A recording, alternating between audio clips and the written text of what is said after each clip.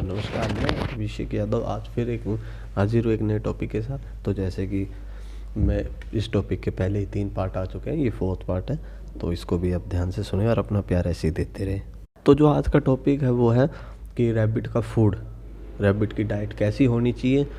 तो जैसे कि आपने अपने खरगोश को दोस्ती करनी है और उससे अच्छी फ्रेंडशिप और निभानी है, तो उसका एक ज़रिया ये भी है कि उसको उसका मनपसंद का खाना दीजिए, जिससे आपका रिश्ता और ज़्यादा मजबूत और अच्छा बनेगा।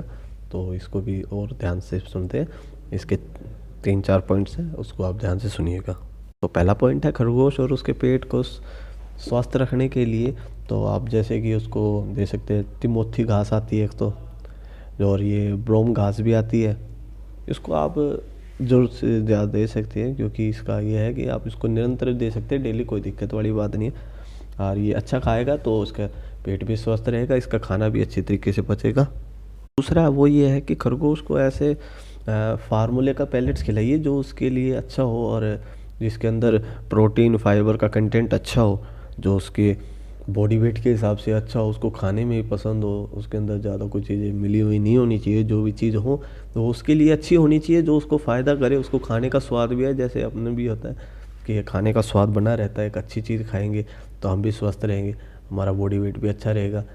और इसके अंदर 2-4 मोटी मोटी बातें हैं, और वो भी जैसे कि उसके अंदर कितना फाइबर कंटेंट होना चाहिए, कितना प्रोटीन का कंटेंट होना चाहिए। तो उसके अंदर जो इसके अंदर फाइबर का होना चाहिए वो होना चाहिए 15 से 19% के बीच में इसके अंदर फाइबर का प्रोटीन होना चाहिए, जो भी उसको आप फार्मूला दे रहे हो। और जो फाइबर है वो कंटेंट इसको देना चाहिए 18% के हिसाब से, क्योंकि जिससे का तो बॉडी वेट अच्छा बना रहेगा, खाने में स्वस्थ भी बना रहेगा।